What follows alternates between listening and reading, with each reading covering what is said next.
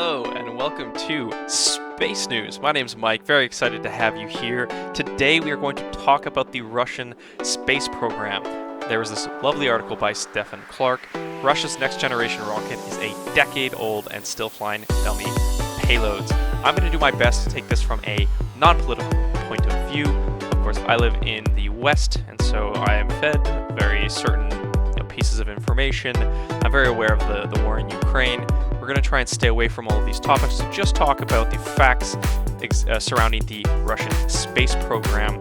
So, without further ado, Russia's heavy lift rocket is about to launch on its fourth test flight. Here's a look at that. This is a photo of the technicians assembling the A5 rocket at the Cosmodrome in Russia's Far East. I'm just going to skip over a bunch of these words that I know I'm not going to be able to pronounce.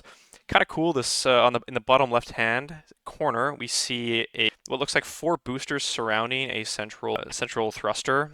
Curious to know if they all look the same. Perhaps they're just stacked on top of each other, and they actually would be in a different formation once put onto the launch pad. Don't know.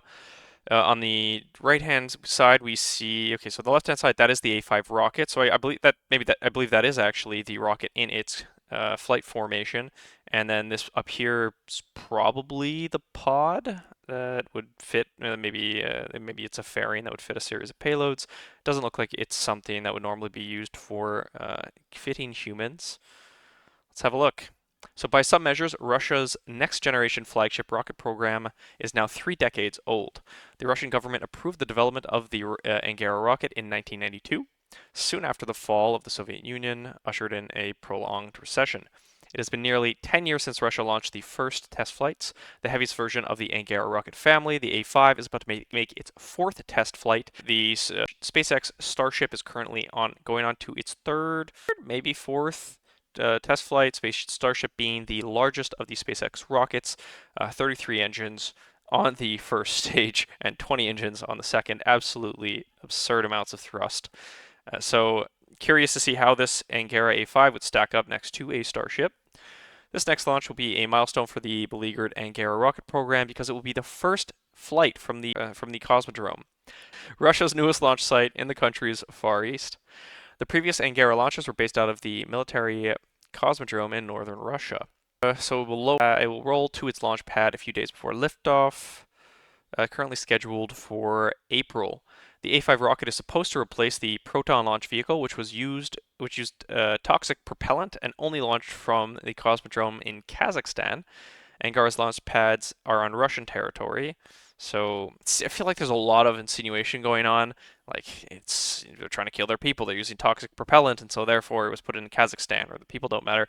It does feel like this is quite slanted, but I don't know Stephen Clark. So I can't make too many assertions myself. Until a few years ago, the Proton was a competitor in the global commercial launch market, but the rocket lost its position recently due to reliability problems, competitive pressure, and the fallout from the Russia-Ukraine war. Russian officials have touted Angara as a successor to Proton on the commercial market. It will solely serve the Russian government for the time being, but it's doubtful the government has enough demand to fill the Angara A5's heavy launch capacity on a regular basis. They would probably be launching, some of their friendly satellites. So if Russia is friendly with North Korea, if they're friendly with China, and they have extra satellites that they want to put into space, they would use this as an opportunity to get those vehicles to orbit on the cheap. TBD. And also, if that was the plan, I'm not sure we would hear about it. So according to RussianSpaceweb.com, talks about their anti-satellite systems. Maybe we will get into ASAT in a second.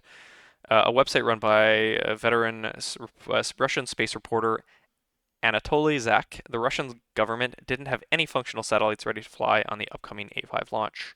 I'm glad he's citing his sources. Eventually, the A5 could take over the launch responsibility of a handful of large satellites that required the capacity of the Proton rocket, but this is a small number of flights. I just realized that during the interim between reading sentences, I'm probably blowing your ears out, so maybe I won't do that.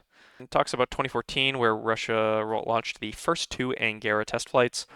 one with a single booster, lightweight version of the rocket called the Angara 1.2, and another with the heavy lift A5 made up of 5 Angara rocket cores combined into one rocket. That's what we saw up here, 5 rocket cores, 4 on the outsides, 1 in the center.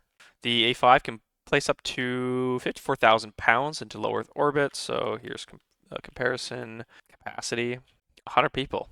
So its capacity is up to, well, that's the propellant capacity. I want the payload capacity. 100 to 150 metric tons to low Earth orbit, and this mentions about 24, so about a quarter of the payload capacity of Starship.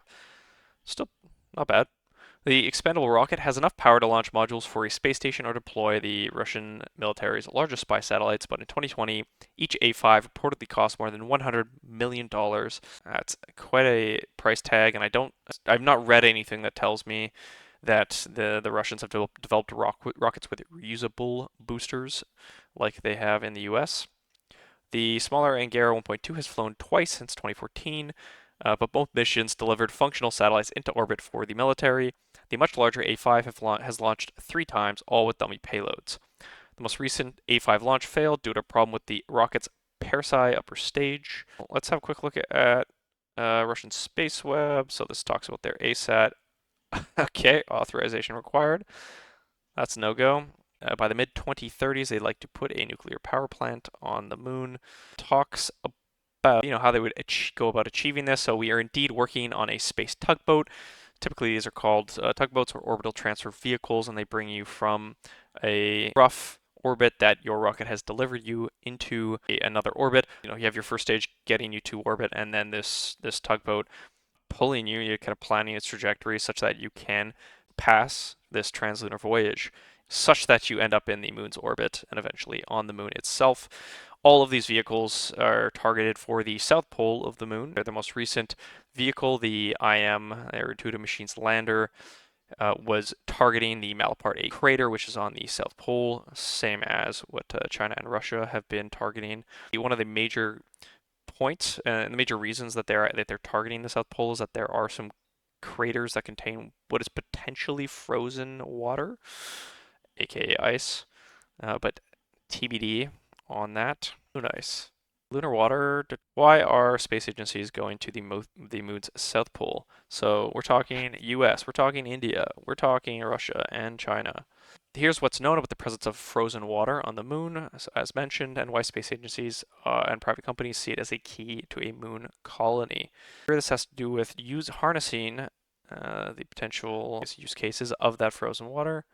How did they find the water? Why is it important? So scientists are interested in pockets of ancient water ice because they believe it could provide a record of lunar volcanoes, material that comets and asteroids deliver to Earth, and the origin of oceans. So scientific interest more than anything. Pretty cool. Here's a nice photo. Sea of Tranquility, Sea of Serenity, Copernicus crater. Beautiful names. What do we got? 11 minutes. All right, we can wrap this up. So Russia and China are supposed to be working together to build the so-called International Lunar Research Station at the moon's south pole, with each country sending half a dozen spacecraft to complete the facility. But in a recent presentation on the project by senior Chinese space scientists, there was no mention of Russia's missions, according to the South China Morning Post. Launching nuclear material into space may sound outlandish, but I don't personally think that sounds that outlandish, to be honest. Awarded companies three $5 million contracts to investigate the feasibility of a small nuclear reactor that would support the agency's moon missions. In January, it announced that it was extending the contracts.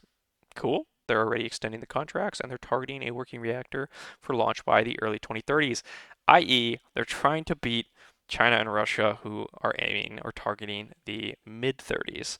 Classic.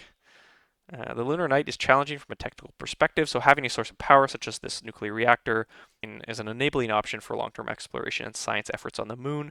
Makes sense. This was a problem with the Intuitive Machines lander that just tipped over. It was unfortunately traveling a little bit sideways. Its foot caught the ground and it tipped. Since it wasn't able to maintain, I guess the solar panels were covered such that it couldn't charge its batteries enough to keep itself alive for the 3 weeks that it will spend in the dark as the moon spins very slowly.